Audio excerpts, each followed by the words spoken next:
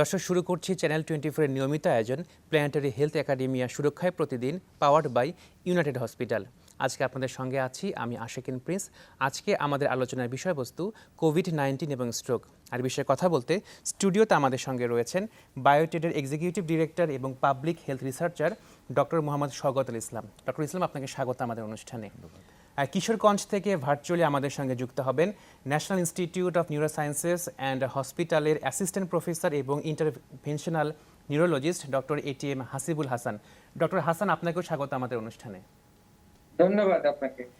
Doctor Hasan, প্রথমেই আপনার কাছে যেতে চাচ্ছি যে এই কোভিড রোগীদের ক্ষেত্রে স্ট্রোকের সংখ্যা আপনারা কেমন দেখতে পাচ্ছেন এবং কোভিডের কারণে স্ট্রোকের সংখ্যা বেড়েছে কিনা আপনারা কি পাচ্ছেন? ধন্যবাদ। খুব সুন্দর একটা প্রশ্ন করেছেন আমাকে। আসলে কোভিড যখন শুরু হয় আমাদের দেশে, যখন আমরা আসলে 8ই মার্চ তো প্রথম আমাদের কেস ডিটেক্ট হলো। এর আগে তো আমরা মেইন যে কোভিড এর ইম্প্যাক্টটা আমরা দেখেছি নিউ ইয়র্কে, আমরা দেখেছি, আমরা স্পেনে দেখলাম, হ্যাঁ, কত খারাপ অবস্থা গিয়েছে আমরা সবাই জানি। তো ওইখানে শুরুতে নিউ ইয়র্ক থেকে একটা রিপোর্ট হয়েছিল যে কোভিড এর কারণে স্ট্রোকের সংখ্যা বেড়ে যাচ্ছে। আসলে কোভিডে যেটা হয়, কোভিডের যে ভাইরাস, সেটা আমরা বলি যে ওয়াইড স্প্রেড রক্তনালীতে সেটা রক্ত জমাট বাঁধতে সহায়তা করে। তো সেটা রক্তনালী যদি রক্ত জমাট বাঁধায়, তো আমাদের ব্রেইনে আমরা বলি ইসকেমিক স্ট্রোক। হ্যাঁ, তো হলো রক্তনালী জমাট বেঁধে গিয়ে ইসকেমিক স্ট্রোক হয়। তো সেখানে নিউ ইয়র্ক থেকে কিছু ডাক্তার জানালেন যে তারা এরকম লার্জ ভেসেল অক্লুশন এই কোভিডের টাইমে অনেক বেশি পাচ্ছেন। তখন কিন্তু একটা সায়েন্টিফিক কমিউনিটিতে একটা নাড়াচাড়া পড়ে গেল যে ঘটনাটা কি, তাহলে কি কোভিডের কারণে স্ট্রোক বেড়ে যাচ্ছে, বেড়ে যাবে, ইম্প্যাক্টটা কি দাঁড়াবে। তো এরপরে যেটা দেখা গেল যে আমরা তখন চিন্তা করলাম যে আমরা আসলে তাহলে আমাদের কি সিচুয়েশন, কি সিনারিও। তো নিউ ইয়র্কের ওই রিপোর্টের পরে আমাদের ওই টাইমটাতে তো আমরা আসলে বিভিন্ন জায়গাতে ওয়েবিনার করছিলাম। আপনি জানেন বাংলাদেশে আমরা প্রায় 3 মাস পরে কোভিড পেয়েছি, কিন্তু 3 মাস পরে কোভিড পেলেও কিন্তু আমরা প্রিপেয়ার ছিলাম। আমরা কিন্তু আমাদের এই কানাডা বলেন বা ইউরোপের যারা সায়েন্টিফিক কমিউনিটি যারা আছেন, নিউরোলজি যারা আছেন, যারা স্ট্রোক চিকিৎসা দিচ্ছেন, তাদের সাথে কিন্তু আমাদের বিভিন্ন ওয়েবিনার বা বিভিন্ন ফরম্যাটে যোগাযোগ চলছিল। তো সেই সময় তারা কেউ কেউ বললেন যে না, ব্যাপারটা উল্টো চিত্র দেখা যাচ্ছে, যে ইউরোপের বিভিন্ন সেন্টার থেকে দেখা গেল যে আবার তাদের স্ট্রোকের সংখ্যা বরঞ্চ কমে যাচ্ছে। যেটা কোভিডে স্ট্রোকের সংখ্যা বেড়ে যাওয়ার কথা ছিল, সেটা আবার তারা দেখলেন যে কমে যাচ্ছে। তো এই কারণে দুই ধরনের একটা সায়েন্টিফিক কমিউনিটি একটা রিপোর্ট ছিল। তো সেই হিসাবে তখন আমরা আমাদের সিচুয়েশনটা কি সেটা করতে গিয়ে দেখলাম যে না, এই কোভিড এর মধ্যে যে স্ট্রোকের সংখ্যা খুব বেড়ে গেছে সেটা বলার মতো কোনো এভিডেন্স এখনো আমাদের হাতে নাই। যদিও কোভিড এর কিছু কিছু কোভিড স্ট্রোকে মানে ইসকেমিক স্ট্রোক কোভিড এর কারণে হচ্ছে, কিন্তু এর কারণে যে ম্যাস লেভেলে যে ধরনের আমরা এন্ডেমিক বা এই প্যান্ডেমিকে যে ধরনের ম্যাস লেভেলে কোভিডে আক্রান্ত হচ্ছে, সেই তুলনায় যে স্ট্রোকের সংখ্যা বেড়ে যাচ্ছে সেটা বলার মতো কোনো স্ট্রং এভিডেন্স এখনো আমাদের হাতে সায়েন্টিফিক কমিউনিটি, শুধু আমরা না, ওয়ার্ল্ড ওয়াইড সায়েন্টিফিক কমিউনিটির হাতে এখন পর্যন্ত আসেনি। ডক্টর হাসান, আপনাকে ধন্যবাদ। ডক্টর ইসলাম, আপনারা জানতে চাচ্ছি যে নিউরোসায়েন্স হসপিটালে একটা গবেষণাপত্র +1 জার্নালে প্রকাশিত হয়েছে। তো আপনি কি উদ্দেশ্য নিয়ে এই গবেষণার সঙ্গে সম্পৃক্ত হলেন এবং কেন হলেন এই গবেষণার সাথে সম্পৃক্ত? ধন্যবাদ প্রিন্স। এর যে ব্যাকগ্রাউন্ডটা ডক্টর হাসিব অলরেডি বলেছে যে গ্লোবালি ভিন্ন ভিন্ন চিত্র আসলে পাওয়া যাচ্ছিল কোভিডের শুরুর দিকে। এবং আপনি জানেন যে প্রথম দিককার যে আতঙ্ক, একটা প্যানিক, এবং এই কারণে শুধুমাত্র স্ট্রোক না, অন্যান্য যেসব বিশেষায়িত হাসপাতাল বাংলাদেশে রয়েছে দেখা গেল যে রোগীর সংখ্যা কমে যাচ্ছে। কারণ একদিকে আতঙ্ক, একদিকে লকডাউন, বিভিন্ন কারণে সেটা কমে যাচ্ছে। কিন্তু সেটা আসলে কি কারণে ঘটছে এবং কি এক্সটেন্টে হচ্ছে সেটা কিন্তু আমরা বুঝতে পারছিলাম না। তো সেই প্রশ্ন থেকে আমরা দুজন কথা বলছিলাম যে আমরা আসলে এই বিষয়টা নিয়ে কি করতে পারি, এই বিষয়টা নিয়ে আমাদের একটা কাজ করা দরকার। বাংলাদেশের চিত্রটা কেমন হতে পারে বা কি হচ্ছে সেটা যেন আমরা দেখতে পারি। তো সেই উদ্দেশ্যে আসলে এই গবেষণাটা পরিচালিত করা। আর দ্বিতীয় যেটা ডক্টর হাসিব বললেন যে কোভিডের যে প্যাথোফিজিওলজি, আমরা নর্মালি যেটা জানি যে কোভিডের কারণে কিন্তু কোয়াগুলোপ্যাথি যেটা হচ্ছে, বিশেষ করে এলডারলি পেশেন্টদের ক্ষেত্রে দেখা যায় রক্ত জমাট বেঁধে যাওয়া, এবং রক্ত জমাট বেঁধে যাওয়া থেকে কিন্তু স্ট্রোক হয়ে থাকে। তো এই যে স্ট্রোকের যে কারণ, সেই কারণের সাথে কোভিড সম্পৃক্ত। কিন্তু আমরা চিত্র কেমন পাচ্ছি, আদৌ আমরা সংশ্লিষ্টতা পাই কিনা, মানে সম্পর্ক পাই কিনা, এই বিষয়গুলো কিন্তু আমাদের কাছে সুস্পষ্ট ছিল না। তো এই যে প্রশ্নগুলো, এই কেনগুলোর উত্তর খোঁজার জন্য এই গবেষণাটা করা। এবং এই গবেষণায় আমরা দেখার চেষ্টা করেছি যে কোভিডের কারণে স্ট্রোকের সংখ্যা বেড়েছে কিনা বা স্ট্রোক পেশেন্টের সংখ্যা বেড়েছে কিনা। তো মূলত এই উদ্দেশ্যেই আসলে গবেষণাটা আমরা পরিচালিত করি। ডক্টর ইসলাম, আপনাকে ধন্যবাদ। ডক্টর হাসান, আপনার কাছে জানতে চাচ্ছি যে আপনারা তো গবেষণা করেছেন, তো গবেষণার রেজাল্টটা কি পেয়েছে যদি আমাদের সঙ্গে শেয়ার করতেন। আচ্ছা, গবেষণা আসলে আমাদের এই গবেষণাটা আমাদের নিউরোসায়েন্সের স্ট্রোক ইউনিট যেটা আছে এটা একদম আমাদের, আপনি জানেন আমাদের এটা বিশেষায়িত একটা হাসপাতাল, এবং আমাদের এখানে বাংলাদেশে একমাত্র স্ট্রোক ইউনিট যেখানে শুধুমাত্র স্ট্রোক রোগীর বিশেষায়িত চিকিৎসা দেয়া হয়। এটা শুধুমাত্র আমাদের এখানেই অ্যাভেলেবল, এবং আপনি জেনে খুশি হবেন যে মানে এটা বলতে পারেন ওয়ার্ল্ডে one of the largest stroke unit. আমাদের এখানে 100 বেডের স্ট্রোক ইউনিট। তো আমি যখন এই যে ডক্টর ইসলামের সাথে যখন কথা বললাম যে আমাদের এখানে যেহেতু অনেক পেশেন্ট ভর্তি হয়, তো আমরা কিন্তু এখান থেকে একটা ভালো চিত্র পেতে পারি। পুরো বাংলাদেশ হয়তো বা আমরা না পেলেও এখান থেকে একটা মোটামুটি চিত্র পাওয়া যেতে পারে। তো সেখানে আমরা যখন চিন্তা করলাম যে আমরা কোন টাইমটা দেখবো, তো টাইম পিরিয়ড আমরা চিন্তা করে দেখলাম যে আমাদের তো 8ই মার্চ যেহেতু ফার্স্ট কেস ডিটেক্ট হয়েছে, এরপরে কিন্তু আমরা মোটামুটি একটা লকডাউন বা এক ধরনের রেস্ট্রিকশনে গিয়েছি কিন্তু 25শে মার্চ। তো আমরা একটা বেঞ্চমার্ক সেট করলাম যে আমরা 25শে মার্চের আগে পার উইকলি আমাদের অ্যাডমিশন কেমন ছিল, এবং 25শে মার্চের পরে ওটা কি সিনারিও দাঁড়ালো। তো আমরা এই 12 সপ্তাহ, 25শে মার্চের আগে 12 উইকস এবং 25শে মার্চের পরে 12 সপ্তাহ, এই ডাটাগুলো আমরা নিয়ে কাজ করলাম। তো দেখা গেল 25শে মার্চের আগে আমাদের এই স্ট্রোক ইউনিটে প্রায় প্রতি মাসে গড়ে 303 জন করে রোগী ভর্তি হতেন মান্থলি। হ্যাঁ, কিন্তু কোভিড এর মধ্যে 25শে মার্চের পরে দেখা গেল এটা প্রায় অলমোস্ট 46% কমে গিয়ে সেটা মাত্র 162 জনে নেমে গেল। তো 303 থেকে 162, সেটা কিন্তু একটা ড্রাস্টিক রিডাকশন। এবং আপনি জানেন যে ইফেক্টিভ লকডাউন বলতে যেটা বোঝায় সেটা কিন্তু আমাদের দেশে ওইভাবে মানে পুরো ন্যাশন ওয়াইড লকডাউন কিন্তু আমরা ওইভাবে ছিল না কখনোই। সরকার কিন্তু কখনোই সরাসরি ভাবে কিছু ঢাকা শহরের কিছু মানে এরিয়া কেন্দ্রিক করলেও করেনি। তো এইটা কেন পেলাম বা কি পাচ্ছি সেটা দেখার জন্য আমরা ওটা করেছিলাম। এবং আমাদের এখানে আরেকটা বিষয় হয় যে আমরা যে স্ট্রোকের চিকিৎসা দেই, কোন রোগী যদি 3 থেকে 3.5 ঘন্টার মধ্যে স্ট্রোকের রোগী যদি আসতে পারে নিউরোসায়েন্স হসপিটালে, আমরা কিন্তু একটা বিশেষ আমরা বলি এটা মানে থ্রম্বোলাইটিক চিকিৎসা। তো এই চিকিৎসা দিলে কিন্তু রোগীর সাথে সাথে সম্পূর্ণ সুস্থ হয়ে যায় যদি কেউ 3 থেকে 3.5 ঘন্টার মধ্যে উপস্থিত হতে পারে স্ট্রোকের পরে। তো দেখা গেল এর আগের 3 মাসে এই 25শে মার্চের আগে আমাদের যেখানে এই 22 জন রোগী আইভি থ্রম্বোলাইসিস পেয়েছে, সেখানে মাত্র পরের 3 মাসে মাত্র 3 জন। দ্যাট মিন্স কিন্তু আমাদের এই যে রোগীও কমে গেল, প্লাস আমরা যে চিকিৎসা দিচ্ছিলাম সেই চিকিৎসা নিতে আসা একদম থ্রম্বোলাইটিক থেরাপি কিন্তু এখন ওয়ার্ল্ড ওয়াইড মানে স্ট্রোকের চিকিৎসার একদম সর্বাধুনিক চিকিৎসা। আপনি জেনে খুশি হবেন, আমি দর্শকদেরকে জানাতে চাই যে আমেরিকাতে একটা স্ট্রোকের রোগী যেই চিকিৎসা পাওয়ার অধিকার বা সুযোগ সংরক্ষণ করেন, বাংলাদেশে কিন্তু আমাদের নিউরোসায়েন্স হাসপাতালে একই ধরনের চিকিৎসা, সম্পূর্ণ চিকিৎসা অত্যাধুনিক যা আছে সব দেওয়া সম্ভব। তো সেই জায়গাতেও দেখা গেল যে এই চিকিৎসা প্রার্থীর সংখ্যাই কমে গেছে, এবং সেটাও কিন্তু কোথায় 22 জন কোথায় 3 জন, আপনি বুঝতে পারছেন এটা ম্যাসিভলি কমে গেছে। তো এটাই আমাদের স্টাডির মেইন ফাইন্ডিং ছিল যে আমরা 25শে মার্চের আগে যে ধরনের পেশেন্ট পাচ্ছিলাম, যতগুলো পেশেন্ট পাচ্ছিলাম 25শে মার্চের পরে কিন্তু সেটা অনেকটা গিয়ে কমে গেছে। ডক্টর হাসান, ধন্যবাদ। ডক্টর ইসলাম, ডক্টর হাসান বলছিলেন যে স্ট্রোকের রোগীর সংখ্যা কমে গেছে, কিন্তু এইটা হলো কেন? কোভিডের আগে তো বেশি ছিল, কোভিডের পরে কম হলো, এই পার্থক্যটা কেন আসলে? ধন্যবাদ। এটাই সবচেয়ে গুরুত্বপূর্ণ প্রশ্ন আসলে, কারণ কোভিডের মধ্যে আমি আগেও বলেছি যে কোভিডের কারণে স্ট্রোকের সংখ্যা বেড়ে যাওয়ার কথা, যেটা ধারণা করা হয়েছিল, কিন্তু এমন চিত্র দেখা যায়নি। এবং আমরা যেই চিত্রটা পেয়েছি, জার্মানিতে, চায়নাতে একই রকম চিত্র দেখা গেছে, বেশ কিছু জায়গায় একই রকম চিত্র দেখা গেছে যে কোভিড রোগীর সংখ্যা কমে যাচ্ছে। এখন কেন দেখা যায়নি সেটার বিভিন্ন কারণ থাকতে পারে। একটা মূল যে কারণটা সেটা আমার মনে হয় শুধুমাত্র আমরা তো একটা হসপিটাল, এটা একটা মডেল হিসেবে আপনি চিন্তা করতে পারেন, একটা মডেল আমরা দেখিয়েছি যে একটা বিশেষায়িত হাসপাতাল যেখানে খুব অ্যাকিউট স্ট্রোক পেশেন্ট যাদের ইমিডিয়েটলি হসপিটালাইজ করতে হবে এবং ট্রিটমেন্ট দিতে হবে।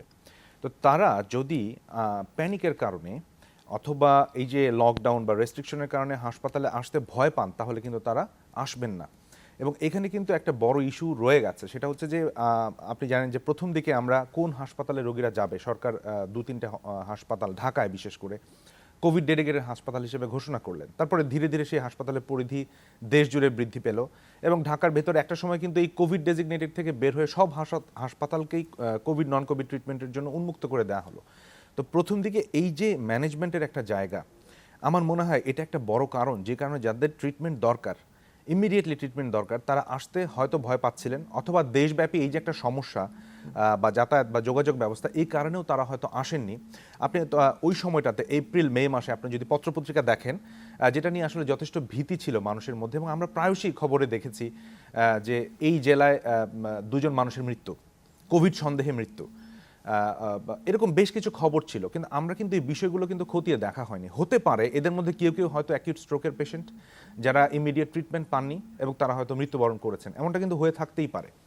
তো এই যে অনেকগুলো কারণ, এই কারণে আসলে স্ট্রোকের সংখ্যা কমে গিয়েছে। কারণ এখানে একটা বিষয় হচ্ছে যে নেশন ওয়াইড এবং ইন্টারন্যাশনালি কিন্তু স্ট্রোকের একটা প্রিভ্যালেন্স রয়েছে, যে বছরে প্রতি হাজারে বা প্রতি লাখে কতজন মানুষের মধ্যে স্ট্রোক হবে, সেটার কিন্তু একটা হিসাব আছে। এবং হাসপাতালগুলোতে কিন্তু সবসময় দেখা যায় যে উপচে পড়া ভিড় থাকে, আপনি এখনও দেখে থাকবেন, এখন অনেকটাই পরিস্থিতি স্বাভাবিক হয়ে গেছে। তো সেই সময়টাতে কেন এই অস্বাভাবিক রোগীর সংখ্যা, সেটার কারণ হয়তো একটা নয়, একটার বেশি, একাধিক কারণ থাকতে পারে, যে কারণগুলো আসলে খতিয়ে দেখা দরকার। ভবিষ্যতে নীতি নির্ধারণে এবং স্বাস্থ্য ব্যবস্থার উন্নয়নে কারণগুলো খতিয়ে দেখা দরকার। ডক্টর ইসলাম, আপনাকে ধন্যবাদ। দর্শক, সময় হলো একটি বিরতির পর ফিরে এসে আমরা আবারও কথা বলবো সুরক্ষায় প্রতিদিন অনুষ্ঠানে।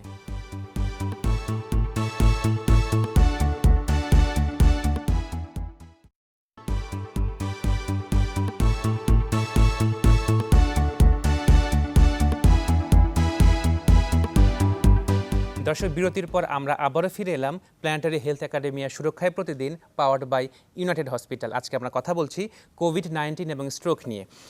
এই পর্যায়ে আমি আবার যেতে যাচ্ছি ডক্টর হাসানের কাছে। ডক্টর হাসান, কোভিডের সময় তো আমরা বিভিন্ন শারীরিক সমস্যা দেখতে পাচ্ছি, অনেকের তৈরি হচ্ছে। তো সেই সব ব্যক্তিদের মাঝে ভবিষ্যতে স্ট্রোকের কোনো ঝুঁকি আছে কিনা, যারা করোনা আক্রান্ত হচ্ছেন অথবা সুস্থ হয়ে গেছেন? ধন্যবাদ। করোনা আক্রান্ত হওয়ার পরে আমরা আসলে যে পোস্ট কোভিড সিনড্রোম বা লং কোভিড সিনড্রোম হিসেবে কিন্তু অনেক কিছুই পাচ্ছি আমরা। অনেকের ক্ষেত্রে তার আগের সিমটম গুলা পারসিস্ট করছে, কারো কারো ক্ষেত্রে ভালো হতে, সুস্থ হতে দেরি হচ্ছে। এবং আপনি জেনে খুশি হবেন যে আমরা কিন্তু আরেকটা স্টাডি পাশাপাশি করছি, যে যাদের কোভিড এর কারণে যাদের স্ট্রোক হয়েছে, তাদের ক্ষেত্রে আউটকাম গুলো আসলে কেমন দাঁড়ায়। ধরেন যাদের কোভিড নাই, তাদের মধ্যে যাদের স্ট্রোক হয়, তাদের তো আমরা আউটকামটা জানি, তাদের মধ্যে কত পার্সেন্ট মৃত্যু ঝুঁকি থাকে, কত পার্সেন্ট সেরে উঠবেন সেটা আমরা জানি। কিন্তু যাদের কোভিড হয়ে গিয়ে স্ট্রোক হয়েছে কোভিড এর কারণে, তাদেরটা কিন্তু আমরা এখনো জানি না। তো ওই জিনিস নিয়ে কিন্তু আমরা স্টাডি চলছে। এখন আপনি যেটা প্রশ্ন করলেন যে তাদের পরবর্তীতে ঝুঁকি, এখন আমরা যেটা দেখতে পাচ্ছি যে স্ট্রোকের পরে মানে কোভিড পরবর্তী জটিলতার মধ্যে আসলে কার্ডিয়াক জটিলতাটা বেশি। হার্টের কার্ডিয়াক অ্যারিথমিয়া বা হার্টের নানান কারণে এমআই হয়ে কিন্তু অনেকে মৃত্যুবরণ করছেন। দেখা যাচ্ছে যে ওনার 3 মাস আগে কোভিড হয়েছিল, সুস্থ ছিলেন বাড়িতে, হঠাৎ করে সাডেন কার্ডিয়াক ডেথ হয়ে গেল। আমরা কিন্তু পাচ্ছি অ্যারিথমিয়া জনিত ডেথ পাচ্ছি, কিন্তু এখনো কোভিড এর কারণে স্ট্রোকের ঝুঁকি বেড়েছে সেটা বলার মতো এখনো আসলে সিচুয়েশন হয়নি। এটা হয়তোবা আরো 1 বছর ফলো আপ করলে তখন হয়তোবা আমরা বলতে পারবো যে এই লোকগুলার কোভিড হয়েছিল, তাদের মধ্যে ঝুঁকিটা কতখানি বেড়েছে। কিন্তু এখনো আসলে আপনি যেটা জানতে চাচ্ছেন যে ঝুঁকি কতখানি বাড়লো, সেটা বলার মতো আসলে এখনো সময় আসেনি। ডক্টর হাসিব, আপনাকে ধন্যবাদ। ডক্টর ইসলাম, এই গবেষণার আলোকে অন্যান্য ক্রনিক রোগের চিকিৎসা এবং ব্যবস্থাপনার ব্যাপারে কি কোনো ধারণা পাওয়া যায় কিনা? হ্যাঁ, আমার মনে হয় যে এই একটা মডেল আমরা যে স্টাডিটা করেছি, সেটা হচ্ছে স্ট্রোকের ক্ষেত্রে। কারণ স্ট্রোকের ক্ষেত্রে আবারও বলছি যে স্ট্রোকের ক্ষেত্রে ইমিডিয়েট ট্রিটমেন্টের প্রয়োজন পড়ে। আমরা মূলত দুটো রোগের কথা যদি বলি, স্ট্রোক এবং হৃদরোগ, যখন একটা হার্ট অ্যাটাক হচ্ছে বা কার্ডিয়াক অ্যারেস্ট হচ্ছে, মানুষটাকে যদি ইমিডিয়েটলি ট্রিটমেন্ট না দেওয়া যায়, তাহলে কিন্তু অনেক ক্ষেত্রে দেখা যাচ্ছে যে বাঁচানো সম্ভব হয় না, অথবা এমন ড্যামেজ হচ্ছে যেটা রিকভার করা সম্ভব হয় না।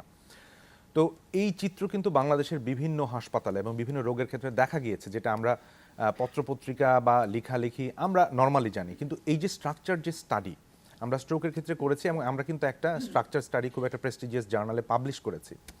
তো এরকম যদি অন্যান্য ক্ষেত্রেও স্টাডি করা হয় বা হয়ে থাকে, তাহলে কিন্তু আমার মনে হয় কাছাকাছি একটা চিত্র পাওয়া যেতে পারে। যেমন কিডনি ডিজিজের ক্ষেত্রে বলবো, এটা আমি জেনেছি যে অনেক মানুষই হয়তো ডায়ালাইসিস নিতে পারছিলেন না, এবং আরও একটা বিশেষ ক্ষেত্র রয়েছে ক্যান্সার পেশেন্টদের ক্ষেত্রে, যারা ক্যান্সার চিকিৎসক, তাদের সাথে আমরা সবসময় যোগাযোগ রাখি, আমরা গবেষণায় যুক্ত, এবং দেখা যাচ্ছে যে অনেক পেশেন্ট তারা কেমোথেরাপি নিচ্ছিলেন এবং তাদের কেমোথেরাপিটা কিন্তু ডিসকন্টিনিউড হয়েছে, বাইরে থেকে আসতে পারছিলেন না। তো এরকমভাবে হৃদরোগ বা অন্যান্য যে সকল চিকিৎসা রয়েছে সেখানেও কিন্তু একটা ইন্টারাপশন হয়েছে। কারণ কোভিডের ক্ষেত্রে আমরা কি দেখেছি, যখন কোভিড সামলাতে আমাদের স্বাস্থ্যসেবা বিভাগ এবং আমাদের হাসপাতালগুলো সরকারি বেসরকারি সবাই কিন্তু কোভিড নিয়ে ব্যস্ত হয়ে পড়েছেন, এবং সেই কারণে দেখা যাচ্ছে যে অন্যান্য রোগে আক্রান্ত যাদের ইমিডিয়েট ট্রিটমেন্ট পাওয়া উচিত এবং সেই জায়গাগুলোতে কিন্তু খুব ব্যাপক একটা ইন্টারাপশন হয়েছে এবং খুব একটা ক্ষয়ক্ষতিও হয়েছে, সেটা আমরা চোখের সামনেই দেখেছি। তো অন্যান্য ক্রনিক ডিজিজের ম্যানেজমেন্ট এবং ট্রিটমেন্টের ক্ষেত্রে অবশ্যই একটা বড় এফেক্ট হয়েছে বলে আমার মনে হয়। আমরা কিন্তু এখানে দেখেন একটা চিত্র আমরা পেয়েছি, যে চিত্রটা বলছে যে কোভিডের ধাক্কার কারণে একটা বিশেষায়িত হাসপাতালের পেশেন্ট অ্যাডমিশন কমে গেছে এবং আমরা কোনোভাবেই এটা প্রমাণ করতে পারছি না যে কোভিড এসে স্ট্রোকের পরিমাণ কমিয়ে দিয়েছে। এটা কিন্তু কোনোভাবেই প্রমাণিত হয় না এই স্টাডি থেকে। তো এটা যদি একটা হাসপাতালে এরকম হয়ে থাকে, তার মানে অন্যান্য হাসপাতালেও হয়েছে। অতএব অন্যান্য যে সকল রোগ রয়েছে এবং ম্যানেজমেন্টের যে জায়গাগুলো রয়েছে সেখানেও যদি সিমিলার ধরনের খুব স্ট্রাকচার ওয়েতে স্টাডি করা হয়, গবেষণা করা হয়, আমার মনে হয় কাছাকাছি রকমের চিত্র একটা দেখা যাওয়ার সম্ভাবনা রয়েছে। ডক্টর ইসলাম, আপনাকে ধন্যবাদ। ডক্টর হাসিবুল হাসান, আপনার কাছে জানতে চাচ্ছি যে আসলে আমরা তো করোনার সময়ে যারা আক্রান্ত হচ্ছেন তাদেরকে নিয়ে কথা বলছি, কিন্তু যারা সুস্থ হয়ে গেছেন তাদের তো পোস্ট কোভিড বিভিন্ন কমপ্লিকেশনস হচ্ছে, তো সেগুলো আসলে কি ধরনের কমপ্লিকেশনস হচ্ছে, এরকম কোনো তথ্য আপনাদের কাছে আছে কিনা? হ্যাঁ, আমরাও আসলে পোস্ট কোভিড নিয়ে আমরাও বেশ কয়েকটি স্টাডি চলছে। এগুলো আসলে চলমান প্রক্রিয়া। কারণ আমাদের দেশে কোভিড হয়েছে, কোভিড থেকে সেরে উঠছেন আসলে যে কোনো এটা আসলে শুধু কোভিড না, এর আগে কিন্তু আপনারা জানেন মার্স ভাইরাস ছিল, SARS-1 যেটা ছিল, এর আগে যেই প্যান্ডেমিক গুলো হয়েছে, প্রত্যেকটা প্যান্ডেমিকের পরেই কিন্তু নানান ধরনের ইফেক্ট দেখা যায়। ঠিক আছে? সেই ইফেক্ট গুলো অ্যানালাইসিস করতে ইট টেকস টাইম। এট লিস্ট আমি যদি ক্রনিক প্রবলেম বলতে চাই তাহলে সেটা মিনিমাম 6 মাস সময় অতিবাহিত না হলে কিন্তু ক্রনিক কোনো কিছু বলা যায় না। তো যেটা আমরা পাচ্ছি, আমরা লোকজনের সাথে কথা বলে বা আমরা এই পেশেন্ট থেকে যেটা পাচ্ছি যে একটা আমরা বলি যে ফ্যাটিগ সিনড্রোম। যেকোনো ভাইরাল ইলনেস এর পরে কিন্তু আমাদের এক্সট্রিম ফ্যাটিগ হয়, কাজ করতে ইচ্ছা করে না, শরীর ম্যাজ করে বা যেকোনো কিছু একটা ফ্যাটিগ হয়ে যায়, কাজের স্পৃহা কমে যায়। তো এই ধরনের জিনিস কিন্তু আমরা খুব কমনলি পাচ্ছি। আবার দেখা যাচ্ছে যে কারো ক্ষেত্রে যে আপনার এর আগে উনি মানে স্বাদ পাচ্ছিলেন না, গন্ধ পাচ্ছিলেন না, কোভিড এর যে সিম্পটম গুলো ছিল, সাধারণত এগুলো কোভিড চলে গেলে চলে যাওয়ার কথা, সুস্থ হয়ে গেলে চলে যাওয়ার কথা। সেটা কিন্তু অনেকের ক্ষেত্রে এখনো এসে বলেন যে আমি যে প্রায় 6 মাস ধরে আমি তো খাবারে কোনো স্বাদ পাই না, হ্যাঁ, বা নাকে কোনো গন্ধ পাচ্ছি না। সো কারো ক্ষেত্রে কিন্তু তাদের যে ইয়েটা ছিল, ওই আগের যে সিম্পটম গুলো ছিল সেগুলো পারসিস্ট করে গেছে। মাঝখানে একজন এসে বললেন যে তার ফ্রোজেন শোল্ডার, মানে তার এই শোল্ডার জয়েন্ট উঠাতে পারেন না। এবং খুবই ইন্টারেস্টিং ব্যাপার হলো, ওনার ফ্যামিলির 6 জন সদস্য কোভিডে আক্রান্ত হয়েছেন, 6 জনেরই তাদের ফ্রোজেন শোল্ডার হয়েছে, তারা হাত উঠাতে পারেন না। তো এই যে জিনিসগুলো আমরা এগুলো কিন্তু এখনো জানছি, এখনো কিন্তু আমাদের জানার শেষ হয়নি। এবং আমরা যতদূর এগুলো অ্যানালাইসিস করব, যত বেশি দিন এই কোভিড এর পরে পার হবে, তত কিন্তু আমরা বেশি জানতে পারবো। আবার কোভিড এর যে মেইন এফেক্ট যে করে সেটা হলো আমাদের রেসপিরেটরি সিস্টেম বা লাংস কে। তো অনেকেরই কিন্তু এখনো বলেন যে আমি কিন্তু শ্বাস নিয়ে কুলাতে পারছি না, আমি সিঁড়ি দিয়ে আমার উঠতে কষ্ট হচ্ছে, আমি নরমালি যে আমি নামাজ পড়তে যেতাম, বাসা থেকে মসজিদে যেতাম, আমার কোনো কষ্ট হতো না, এখন আমার কষ্ট হয়, আমি দম নিয়ে কুলাতে পারি না, রোগীদের ভাষা যেটা আমি বলি। তো এরকম কিন্তু অনেকের ক্ষেত্রেই পোস্ট কোভিড নানা কমপ্লিকেশন আমরা পাচ্ছি।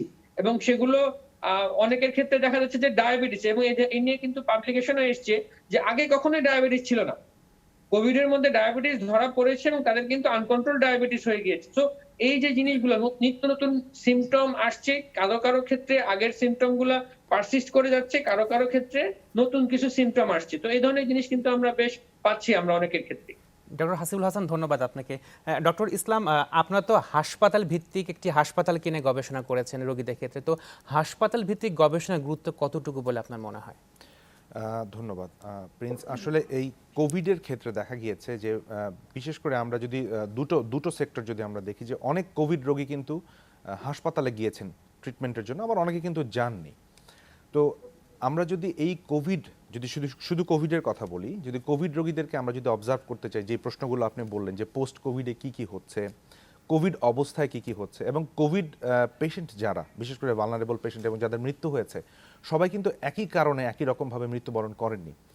সম্প্রতি বাংলাদেশে আমরা যে বিষয়টা জেনেছি সেটা হচ্ছে যে হাসপাতাল থেকে সুস্থ হয়ে বাসায় ফিরে গেছেন কিন্তু বাসায় ফিরে যাওয়ার পর ওনার হঠাৎ করে একদিন, হয়তো উইদিন 7 ডেজ, উইদিন 14 ডেজ, হঠাৎ করে একদিন একটা কার্ডিয়াক অ্যারেস্ট হলো বা হৃদরোগে আক্রান্ত হলেন এবং মারা গেলেন, এরকম কিন্তু আমরা কেস পেয়েছি। তো এই যে বিষয়গুলো, এই বিষয়গুলো কিন্তু একটা হাসপাতাল ভিত্তিক গবেষণা ছাড়া আপনি কিন্তু ধরতে পারবেন না। কারণ পপুলেশনের মধ্যে কে কোভিড পেশেন্ট, উনি হাসপাতালে গিয়েছিলেন কিনা, হাসপাতাল থেকে কি নিয়ে এসছেন, কতটুকু সুস্থ হয়ে ফিরেছেন, বাড়ি ফেরার পর কি হচ্ছে, এই বিষয়গুলো কিন্তু টোটাল মনিটরিংয়ের জন্য কিন্তু হাসপাতাল ভিত্তিক গবেষণার কিন্তু কোনো বিকল্প নেই। এটা হচ্ছে কোভিডের ক্ষেত্রে বলবো। আর যদি নন কোভিডের ক্ষেত্রে আমি বলি, আপনি দেখবেন যে এই যে আমরা যে একটা চিত্র পেয়েছি আমাদের গবেষণায়, সিমিলার চিত্র পাওয়া গিয়েছে কিনা অন্যান্য হাসপাতালে, সেই বিষয়গুলো জানা আমাদের জন্য কিন্তু খুব জরুরি। এবং প্রত্যেকটা হাসপাতাল, বিশেষ করে যারা বিশেষায়িত হাসপাতাল, মেডিকেল কলেজ হাসপাতালগুলো কমন হসপিটাল, জেনারেল হসপিটাল, এখানে সব পেশেন্ট যায়, এবং ডিস্ট্রিক্ট লেভেলে যে হাসপাতাল রয়েছে সেখানেও সব ধরনের পেশেন্ট যায়, কিন্তু তাদের মধ্যে যারা বেশি কমপ্লিকেটেড তাদেরকে কিন্তু বিশেষায়িত হাসপাতালে রেফার করা হয়। এখন একটা স্ট্রোক হাসপাতাল, যেরকম ন্যাশনাল ইনস্টিটিউট অফ নিউরোসায়েন্স, বাংলাদেশে এনআইসিভিডি আছে, বা কিডনি হাসপাতাল, তারা যদি প্রতি বছর এই ধরনের গবেষণা করেন এবং সার্ভেইলেন্সটা রাখেন, তারা কিন্তু বুঝতে পারবেন যে কী নেচারের পেশেন্ট আসছে, কতজন পেশেন্টের রিকভারি হচ্ছে, এবং রিকভারির পরে আসলে কী কী ধরনের কমপ্লিকেশন হচ্ছে, অথবা ট্রিটমেন্টের পরে আর কী কী ম্যানেজমেন্ট ওনাদের প্রয়োজন, কত পার্সেন্ট পেশেন্ট আবার একই ধরনের সমস্যা নিয়ে ফেরত আসছে। এই যে চিত্রটা, এই চিত্রটা কিন্তু আমরা বাংলাদেশে খুব আমি বলবো যে খুব কোয়ালিটি বা খুব সমৃদ্ধ গবেষণার মধ্যে দিয়ে কিন্তু আমরা দেখতে পাই না। আমরা চিকিৎসকদের কাছে শুনি হ্যাঁ এরকম এরকম হয়ে থাকে, কিন্তু যে স্ট্রাকচার্ড ওয়েতে যদি হাসপাতাল ভিত্তিক গবেষণা সবসময় চালু থাকে, সবসময় যদি করা হয়, প্রতি বছরই করা হয়, তাহলে কিন্তু এই চিত্রগুলো আমরা পেতে পারি। এবং এই চিত্রগুলো কিন্তু খুব গুরুত্বপূর্ণ, কারণ চিকিৎসকরাও কিন্তু এই তথ্যগুলো যদি জানেন, তারাও কিন্তু আপডেটেড থাকতে পারেন যে পেশেন্ট বা রোগের ট্রেন্ড কেমন, ম্যানেজমেন্টটা কি করতে হবে, বা আমরা যে ম্যানেজমেন্ট দিচ্ছি আসলে সেটা কতটুকু সাকসেসফুল হচ্ছে। এই টোটাল চিত্রটা কিন্তু আমাদের চোখের সামনে যদি আমরা রাখতে চাই, তাহলে আমাদের হাসপাতাল ভিত্তিক গবেষণা করতে হবে এবং খুব কোয়ালিটি গবেষণায় করতে হবে। বাট আনফর্চুনেটলি সেটা হচ্ছে যে আমাদের দেশে হাসপাতাল ভিত্তিক এই ধরনের লার্জ স্কেলে, যেটা আর কি বড় ল্যান্ডস্কেপ একটা আমাদেরকে দেখতে সাহায্য করে, এই ধরনের গবেষণা খুব একটা হয় না। ছোট ছোট চাঙ্কে আমরা দেখতে পাই, সেটাও খুব অ্যাপ্রিসিয়েবল, কিন্তু বড় ধরনের গবেষণা আসলে করা দরকার হাসপাতাল ভিত্তিক। ডক্টর ইসলাম, আপনাকে ধন্যবাদ। বিরতির পর আরও কথা বলবো আপনার সাথে। দর্শক, সময় হলো বিরতির পর ফিরে এসে আমরা আবারও কথা বলবো সুরক্ষায় প্রতিদিন অনুষ্ঠানে।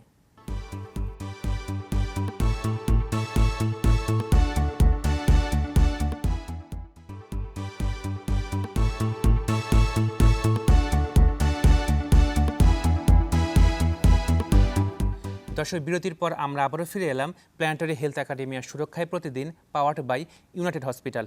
ডক্টর ইসলাম, বিরতির আগে আপনি বলছিলেন যে আসলে হাসপাতাল ভিত্তিক গবেষণা সেভাবে হচ্ছে না, আসলে প্রতিবন্ধকতাটা কোন জায়গায়? এখানে আসলে বেশ কিছু কারণ রয়েছে। আমি যেটা বলবো সেটা হচ্ছে যে আমাদের গবেষণার যে সংস্কৃতি, সেই বিষয়টা আসলে এমনভাবে এনরিচ করা হয়নি, যে কারণে হাসপাতালে যে আমাদের সমস্ত মেধাবী এবং পরিশ্রমী চিকিৎসকরা কাজ করছেন, তারা দেখা যাচ্ছে যে যথেষ্ট পরিমাণ সেবা দিচ্ছেন, যথেষ্ট পরিমাণ সময় দিচ্ছেন, এবং আমাদের হাসপাতাল সেবার মান অনেক বৃদ্ধি পেয়েছে। কিন্তু সেটার সাথে সাথে দেখা যাচ্ছে যে হাসপাতালে চিকিৎসক যারা রয়েছেন বা একাডেমিশিয়ান যারা রয়েছেন, তারা যে গবেষণা করবেন তারা হয়তো ওই পরিমাণ সময় পান না। এটা কিন্তু একটা বাস্তবতা, তারা ওই পরিমাণ সময় পান না। এটা হচ্ছে প্রথম বিষয়। সেকেন্ড হচ্ছে যে গবেষণা করার জন্য যে ইনফ্রাস্ট্রাকচার এবং ফ্যাসিলিটিস, সেটাও কিন্তু একটা বিষয়। আপনি একজন গবেষক, আপনি একজন চিকিৎসক, উনি চিকিৎসা দেবেন, কিন্তু চিকিৎসার সাথে সাথে যখন গবেষণা করবেন তার বাইরে কিন্তু কিছু কিছু বিষয় ওনার প্রয়োজন পড়বে, এবং এটার জন্য এক্সট্রা হয়তো ম্যান পাওয়ার দরকার পড়বে এবং আরও কিছু অ্যাক্সেসরিজ, ফ্যাসিলিটিস দরকার পড়বে। সেই বিষয়গুলোর যদি সংস্থান করা হয়, তখন কিন্তু চিকিৎসকরাও গবেষণায় আগ্রহী হবে। এবং শুধু চিকিৎসক না, আমার মতো যারা নন চিকিৎসক, আমি কিন্তু একজন চিকিৎসক নই, কিন্তু আমি স্বাস্থ্য ব্যবস্থায় গবেষণা করি। কেন করি? তো এই যে বিষয়গুলো, এই বিষয়গুলো এখানে এনকারেজমেন্টের একটা ব্যাপার আছে, এবং যারা গবেষণা করবেন, যারা যেসব চিকিৎসক গবেষণা করবেন, তারা যদি সেটার জন্য রিওয়ার্ডেড হন, তারা যদি এটার জন্য কোনোভাবে তারা এমন কিছু পান যে কারণে তারা গবেষণা করতে আগ্রহী হন, সেটারও কিন্তু একটা অনুপস্থিতি আমরা দেখতে পাই। এবং চতুর্থ আরেকটা কারণ, হাসপাতালে তথ্য নিয়ে আমরা গবেষণা করতে পারি, সেটা সবসময় খুব এফেক্টিভ হয় না। হ্যাঁ, শুধুমাত্র আমরা খুব সামান্যই হয়তো দেখতে পাই, কিন্তু হাসপাতাল ভিত্তিক গবেষণার সাথে দেখা যায় যে আপনার অনেক ধরনের তহবিল বা ফান্ডের দরকার পড়ে। কারণ বড় আকারে যদি আমরা স্টাডি করতে চাই, অনেক কিছুর প্রয়োজন পড়ে, রিএজেন্টের প্রয়োজন পড়ে, যন্ত্রপাতির প্রয়োজন পড়ে। সেই বিষয়গুলো কিন্তু ইম্পর্টেন্ট একটা ফ্যাক্টর। কারণ যখন আমরা সাধারণভাবে চিকিৎসা দেই, তখন আমরা হয়তো গবেষণাটা করতে পারি না, কিন্তু গবেষণার জন্য যখন স্ট্রাকচার্ড হয়ে আমরা যাই, তখন একটা অর্থের প্রয়োজন পড়ে। এই ফান্ডিংটাও কিন্তু জরুরি। তো এগুলোই মোটামুটি কারণ। এই কারণগুলো যদি আমরা অ্যাড্রেস করতে পারি, আমি শিওর যে আমাদের যে চিকিৎসকরা যে পরিমাণ মেধাবী চিকিৎসক কাজ করছেন তারা গবেষণায় ধীরে ধীরে আগ্রহী হবেন। আপনি ফান্ডিং এর কথা বলছিলেন, তো সেই ক্ষেত্রে পাবলিক এবং প্রাইভেট পার্টনারশিপে যাওয়ার কোনো সুযোগ আছে কিনা? দেখেন, এখানে মূলত দুই ধরনের গবেষণা হয়ে থাকে। একটা হচ্ছে যে পাবলিক প্রাইভেট পার্টনারশিপের কথা যদি বলেন, তো দেখা যায় যে এখানে অনেক সময়ই শুধুমাত্র গবেষণা, যেমন আমরা এই গবেষণাটা করেছি, এটা কিন্তু কোনো ফান্ড নেই। আমরা হাসপাতাল থেকে তথ্য সংগ্রহ করেছি, ডক্টর হাসান, আমি এবং স্ট্যাটিস্টিশিয়ান টিমে যারা ছিলেন তারা সবাই কিন্তু ভলান্টারিলি কাজ করেছেন।